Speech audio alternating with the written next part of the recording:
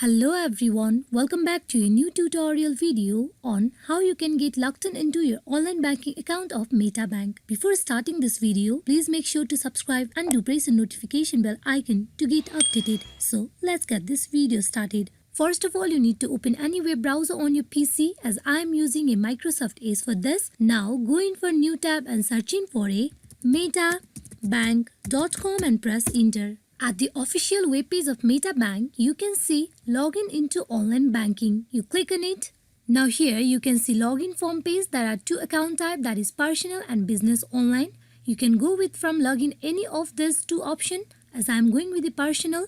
Now here you need to enter your username. Then you go in for providing your password. After you provide both the details, that is your username and password, you need to simply click on go where you will be directly logged in into your online banking account of MetaBank. Just in case if you forgot your password of the online banking of the MetaBank, you need to click on the link given below, that is forgot password. Once you click on it, you will be redirected to another page where you need to follow the further instruction that has been provided.